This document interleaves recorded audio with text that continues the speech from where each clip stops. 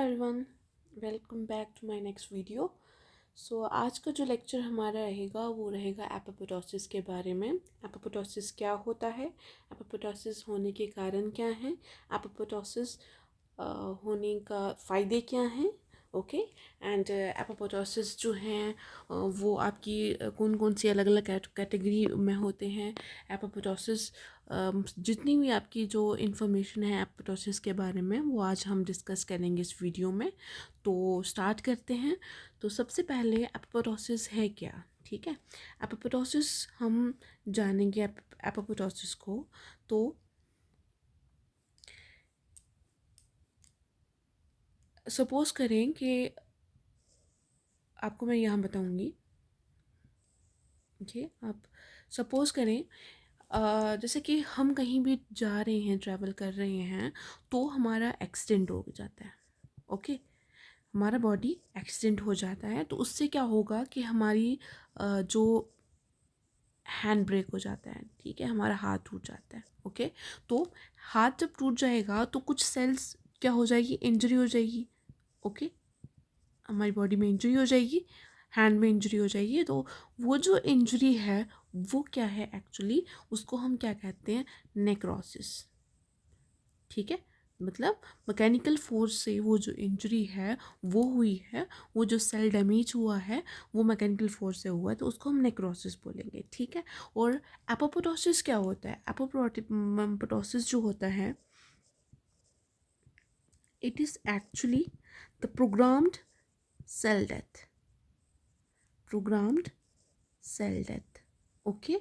हमारी बॉडी में ऐसा सिस्टम सेट होता है कि हमारी बॉडी जो है वो बैलेंस मेंटेन करती है। ठीक है। सेल्स को बनाने में बैलेंस मेंटेन करती है। मतलब हमारी ऐसा नहीं है कि मतलब कंटिन्यूसली हमारे जो सेल्स हैं वो डिवाइड होते जा रहे हैं, डिवीज़न होती जा रही है और हमारे सेल्स बनते जा रहे हैं। इससे क्या होगा, हमारी बॉडी में कैंसर्स बन जाएंगे। ठीक है।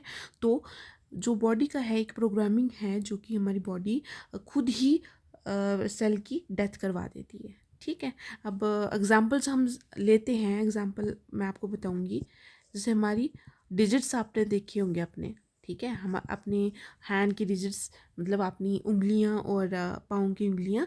तो जब हम एम्ब्रियो की फॉर्म में होते हैं, जब हम मतलब वॉर्म में होते हैं, तो हमारी जो उंगलियां होती हैं वो ऐसी नहीं होती। ठीक है। ये ऐसे ऐसी नहीं होती। ओके। ये हमारी बाद में होती हैं। सबसे पहले ये हमारी ऐसे होती हैं, यू कैन सी, ये ऐसे है ना।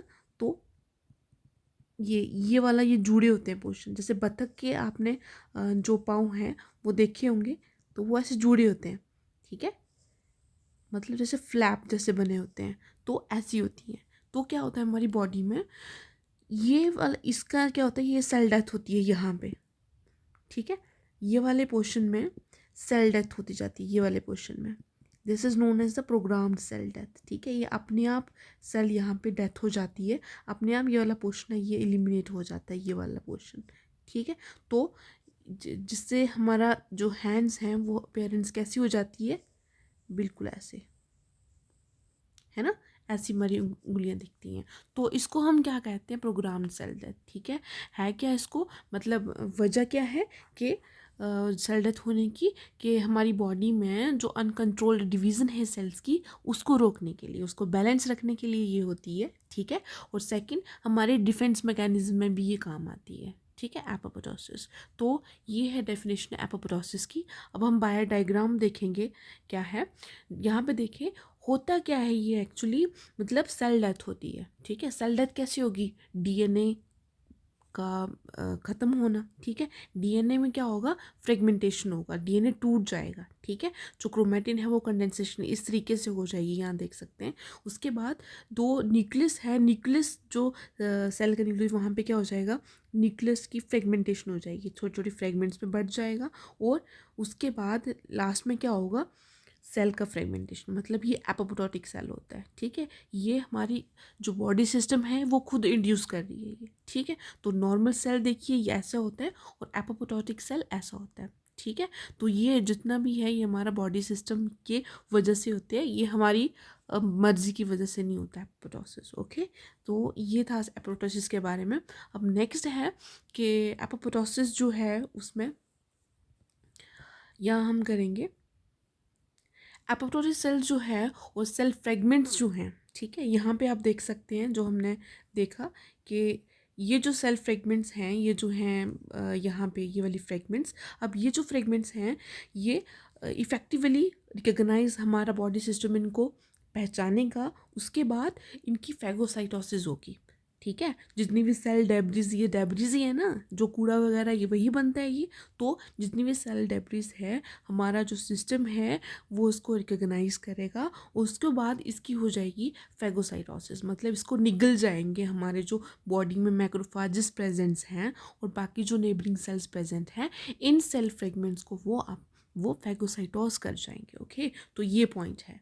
ओके, तो इससे क्या होगा, तो ये जो सेल डेब्रिज हमारी बॉडी में प्रेजेंट है, ये इससे हमारी बॉडी में इन्फ्लेमेशन रहती है, सूजन रहती है, ठीक है। सेल डेथ हुई है मतलब वहाँ पे सूजन रहेगी, ठीक है। उसके बाद होगा क्या कि ये जो छोटे छोटे जो सेल जो है ना, छोटे छोटे पार्टिकल्स हैं हमारे सेल के, तो इनके ऊपर सिग्नल्स होते हैं, कौन से, ईट मी सिग्नल्स, ठीक है। यहाँ देख सकते हैं ईट मी सिग्नल्स होंगे सेल के ऊपर, ठीक है। तो सिग्नल्स हैं क्या, ये दीज आर द फॉस्फोफेटिडाइल सीरीन, है ना।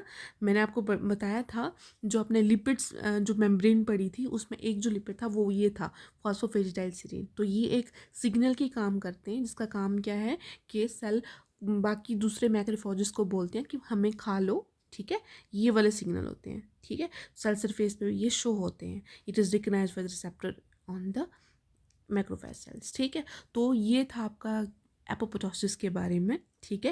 एपोप्टोसिस सेल जो होते हैं वो कैसे दिखते हैं, वो उनको कौन खाता है, ठीक है, और किस वजह से खाए जाते हैं, मतलब उनमें क्या इंडिकेटिंग पॉइंट होता है, ठीक है।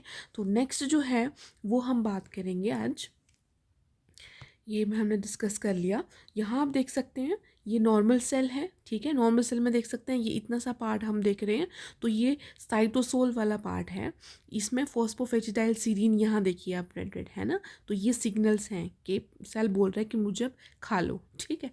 और नेक्स्ट यहाँ देख सकते हैं ये फैगोसाइटिक सेल है, ये इसको निगल रहा है, ठीक है। इस वाले सेल को ये निगल रहा है इस तरीके से, और यहाँ आप देख सकते हैं, ठीक है। तो this is the phagocytosis of the apoptotic cells, ठीक है। नेक्स्ट हम बात करेंगे कैस्पेसिस क्या होते हैं, ठीक है। तो कैस्पेसिस हैं क्या, एक्चुअली दीज आर द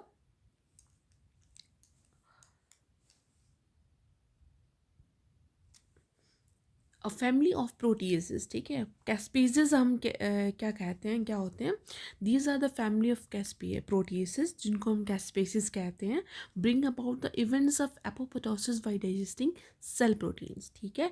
एक नॉर्मल सेल है, उसके ऊपर कोई सिग्नल आएगा और उसका जो डीएनए है वो फ्रेगमेंट में कन्वर्ट होगा, वो ख़त्म हो जाएगा, और वो जो जितनी भी उसकी सेल के अंदर जो चेंजेस होएंगी जिसकी वजह से सेल डेथ हो रही है, तो वो जो एक सीक्वेंस बनेगा, जो प्रोटीएसेस हैं उनको हम क्या कहते हैं, कैस्पेसिस कहते हैं, ठीक है। These are the caspases. तो ये इवेंट्स हैं जो कि सेल के अंदर होते हैं, जो रिजल्ट जिनका होता है cell death. Okay, I hope you understand. उसके बाद कैस्पेसिस यहाँ देख सकते हैं, these are the inhibitor of DNase का काम क्या होता है, डीएनए को ख़त्म करना, है ना, डीएनए को फ्रेगमेंट्स में कन्वर्ट करना, तो एक कैटेगरी इनकी ये भी आती है, ठीक है। तो उसके बाद सेकंड है न्यूक्लियल लैमिन्स, ठीक है। तो न्यूक्लियस के बीच में लैमिन्स होती हैं, है ना, जो कि न्यूक्लियस को स्टेबिलिटी प्रोवाइड करती हैं, तो ये फ्रेगमेंटेशन ऑफ न्यूक्लियस में काम आती हैं, ठीक है। थर्ड कैटेगरी जो है ये कौन सा हुआ, साइटोस्केलेटन प्रोटीन्स, जिसमें कि actin, myosin, alpha actinin, tubulin, vimentin ये सब आते हैं। तो इनका काम क्या है, साइटोस्केलेटन डिसरप्शन में सेल फ्रेगमेंटेशन और मेम्ब्रेन ब्लैपिंग, ठीक है। और एक कैटेगरी कौन सी है, गोल्गी मैट्रिक्स प्रोटीन्स में, जिसका काम क्या है, गोल्गी की फ्रेगमेंटेशन करना। और स्क्रैम्बलेसिस आ गया, इसका काम क्या है कि फॉस्फोएटिलसीन जो सिग्नल है उसको ट्रांसलोकेट करना, मतलब वो अंदर वाली साइड प्रेजेंट होता है, लेकिन जब ज़रूरत पड़ती है उस सिग्नल देने की, वो जो फॉस्फोएटिलसीन है वो आपका सेल सरफेस के ऊपर चला जाता है with the help of this scramblases. I hope you understand. तो ये थे आपके कैस्पेसिस के टारगेट्स, ठीक है। अलग अलग टारगेट्स होते हैं, एक आपका डीएनए के ऊपर, दूसरा आपका न्यूक्लियस के ऊपर टारगेट, तीसरा आपका साइटोस्केलेटल जितनी प्रोटीन है उनके ऊपर टारगेट, और एक हो गया आपका गोल्गी मैट्रिक्स प्रोटीन के ऊपर टारगेट, और लास्ट वन आपका हो गया स्क्रैम्बलेसिस के ऊपर टारगेट, ठीक है। तो कैस्पेस में मैंने आपको बता दिया, और कैस्पेसिस आपकी क्या क्या टारगेट्स हैं मैंने ये भी बता दिया आपको, ठीक है। अब कैस्पेसिस जो हैं वो आपके दो टाइप के होते हैं, ठीक है। वो दो टाइप के होते हैं, यहाँ देख सकते हैं, ये एक होते हैं आपके इनिशिएटर कैस्पेसिस और दूसरे होते हैं इफेक्टर, ठीक है। इनिशिएटर जो कि आपका कैस्पेस जो काम है वो स्टार्ट करते हैं, ठीक है। तो वो कौन कौन से होते हैं याद रखना, 2, 8, 9, 10, these are the initiator caspases, इतना ध्यान रखना है। उसके बाद इफेक्टर कैस्पेसिस हैं जो कि इनिशिएटर के बाद काम करते हैं, वो कौन कौन से होते हैं, 3, 6, 7, ओके, अंडरस्टूड। तो these are all about the caspases. Next जो है वो है आपका पाथवेज, मतलब एपोप्टोसिस के कितने प्रकार की होती हैं, कितने टाइप की एपोप्टोसिस होती हैं। तो वो आ गई इंट्रिंसिक पाथवे, और second one is the extrinsic pathway, ठीक है। तो थर्ड वन और भी है, वो मैं आपको नेक्स्ट वाली स्लाइड में डिस्कस करूँगी। तो इंट्रिंसिक पाथवे कौन सा होता है, तो जैसे कि सेल है, सेल में कोई स्ट्रेस है, ठीक है, किसी भी वजह से स्ट्रेस है, स्ट्रेस आपका पीएच की वजह से हो सकता है, वाटर स्ट्रेस हो सकता है, आपका माइंड स्ट्रेस, कोई भी स्ट्रेस हो सकता है, तो उस वजह से भी आप वो जो सेल है वो डेथ होने को चाह रही है, तो वो एक इंट्रिंसिक सिग्नल है, ठीक है। सेकंड क्या हो गया, डीएनए डैमेज, जो सेल का डीएनए डैमेज हो गया, मतलब सेल को अपने अंदर ही प्रॉब्लम है, सेल को बाहर से कोई प्रॉब्लम नहीं हो रही, ठीक है। तो सेल को सेल डेथ होनी है, तो वो जो है उसको हम कहेंगे इंट्रिंसिक पाथवे, ठीक है। अब सेकंड जो है वो है एक्सट्रिंसिक। एक्सट्रिंसिक क्या है, जो नेबरिंग सेल है, नेबरिंग सेल कॉज करता है डेथ दूसरे वाले की, ठीक है। तो ये दोनों हम डिस्कस करेंगे, थर्ड वन भी डिस्कस करेंगे नेक्स्ट वाली स्लाइड में। तो दीज आर द पाथवेज। अब हम बात करते हैं डिटेल में इंट्रिंसिक और एक्सट्रिंसिक के बारे में, ठीक है। तो यहाँ देखिए आप, these are the extrinsic pathway सबसे पहले, ठीक है। एक्सट्रिंसिक में देख सकते हैं आप, ये यहाँ पे हो गया डेथ लाइगेंड और डेथ रिसेप्टर, ठीक है। मतलब सेल की होनी है डेथ, तो यहाँ पे डेथ रिसेप्टर्स होंगे उस सेल पे प्रेजेंट जिसको डेथ होनी है, ठीक है। तो डेथ लाइगेंड इसके ऊपर जुड़ गया आगे, ठीक है। तो उसके बाद अडेप्टर्स, ठीक है, अडेप्टर्स आए, बाइंड करेंगे, डिस्क फॉर्मेशन होगा और कैस्पेस 8 एक्टिवेशन होगा, ठीक है। मैंने आपको बताया जो आपका इनिशिएटर है वो कौन कौन से हैं, 2, 8, 9, 10। तो यहाँ पे इस एक्सट्रिंसिक पाथवे में कैस्पेस 8 एक्टिवेट होता है, मोस्ट इंपॉर्टेंट पॉइंट, ठीक है। तो ये जो कैस्पेस 8 एक्टिवेशन जो हो रहा है इनिशिएटर कैस्पेस का, ये आगे एग्जीक्यूशन पाथवे में जाता है, कैस्पेस 3 का एक्टिवेशन करता है, जो कि फर्दर आपका endonuclease activation, degradation chromosomal DNA, मतलब फाइनली ये सेल डेथ करवा देता है, इन सब का डिग्रेडेशन करवा के, ओके, ठीक है। तो this was the extrinsic pathway. ये क्या था, मतलब जो बाहर का जो लाइगेंड था, डेथ जो सिग्नल था, वो आपका डेथ रिसेप्टर के ऊपर बैठ रहा था दूसरे सेल के ऊपर, ठीक है।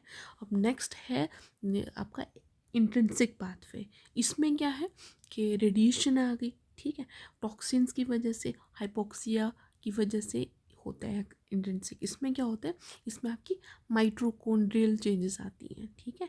तो इंट्रिंसिक पाथवे में हमेशा चेंजेस किस में आती हैं, माइटोकॉन्ड्रिया में, ठीक है।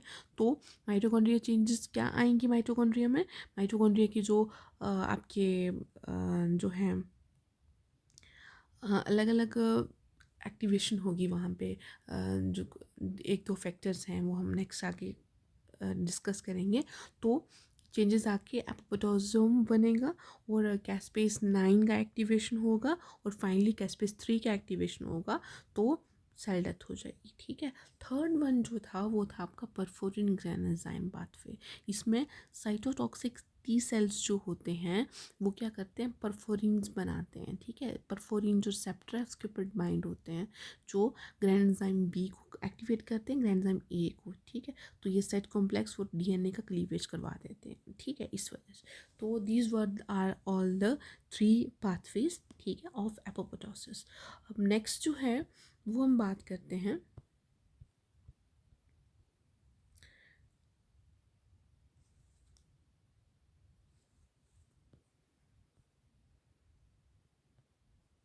यहाँ से हम डिटेल में बात करते हैं।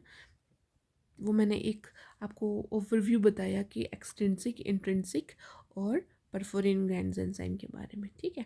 तो जो इंट्रिंसिक पाथवे है वो हम आगे करेंगे डिटेल में। तो यहाँ पे डिटेल इसका देखिए, यहाँ पे सबसे पहले BCL2 फैमिली के बारे में बात करते हैं, ये क्या होती है, ठीक है। तो इसमें दो आगे पार्ट में बनी हुई है, that is a pro apoptotic और एंटी एपोप्टोटिक, ठीक है।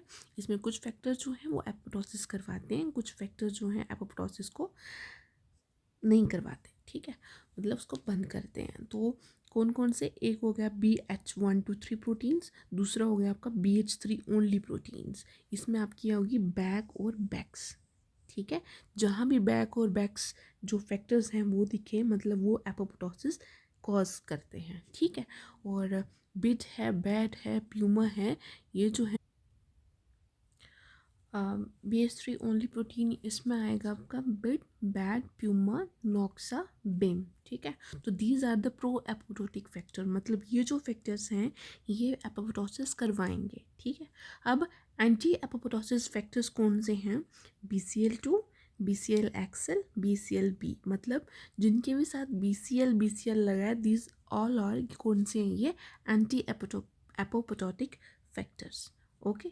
तो ये जो BCL2 फैमिली है, ये जो आपको याद रखने हैं, और जो फैक्टर्स हैं ये आपको याद रखने हैं कि कौन से एपोप्टोसिस करवाते हैं और कौन से एपोप्टोसिस को रोकते हैं। उसके बाद इंट्रिंसिक पाथवे की बात करते हैं। तो इसमें क्या होता है, हमने इंट्रिंसिक पढ़ा कि ये माइटोकॉन्ड्रिया में होता है, ठीक है। माइटोकॉन्ड्रिया की बात करते हैं तो इसमें देखो ये मैट्रिक्स वाला पार्ट है ना, ये मैट्रिक्स वाला पार्ट है, ये इनर मेम्ब्रेन है ये वाली। तो ये जो इनर मेम्ब्रेन है इसमें साइटोक्रोम C प्रेजेंट है, ये देखिए, ठीक है। ये जो क्रिस्टी में साइटोक्रोम C प्रेजेंट है। अब ये जो साइटोक्रोम C है ये जाएंगे बाहर की तरफ साइटोप्लाज्म में, ठीक है। अब साइटोप्लाज्म में ये जो जाएंगे तो इनका क्या है कि यहाँ पे कौन सी है, MDMP, ये वाली इसके जो गेट पे जो प्रोटीन प्रेजेंट है, ठीक है। तो इसको जो है ये एक्टिवेट कौन कर रहा है, बैक और बैक्स, मतलब ये कौन से हैं, एपोप्टोटिक फैक्टर है ना ये। तो ये इनको क्या कर रहे हैं, they form this MDMP proteins, जो कि इसको इस पाथ को खोलते हैं और साइटोक्रोम C जो है वो बाहर आ जाता है साइटोप्लाज्म में, ओके। तो यहाँ पे देखिए आप, अब ये जो बैक और बैक्स ये जो फैक्टर्स हैं इनको कौन इनहिबिट करता है, BCL2, ठीक है। तो ये जो BCL2 है इसको कौन स्टॉप करता है, कौन इनहिबिट करता है, बैट, प्यूमा, नॉक्सा। मतलब एपोप्टोसिस फैक्टर्स जो हैं उनका काम क्या है कि एपोप्टोटिक जो प्रोटीन जो है एंटी एपोप्टोटिक उनको रोकना, और एंटी वालों का काम क्या है, एपोप्टोटिक वालों को रोकना, ठीक है, सिंपल। उसके बाद ये जो साइटोक्रोम C जो है ग्रेन्यूल्स जो बाहर आए हैं साइटोप्लाज्म में, इसमें क्या होता है, ये आपके 7 यूनिट्स हैं आगे A अपाफ 1 के, है ना। ऐसे वाले स्ट्रक्चर के यूनिट्स जो हैं वो 7 यूनिट्स हैं, वो क्या बनाएंगे, एपोप्टोसोम बनाएंगे, ठीक है। और बनाएंगे किसकी मदद से, जो ATP है वो DADP में कन्वर्ट होता जाएगा, ठीक है। तो ये जो एपोप्टोसोम बनाते हैं एक ऐसा है, और 7 कैसे होंगे आपके, ऐसे बनेंगे,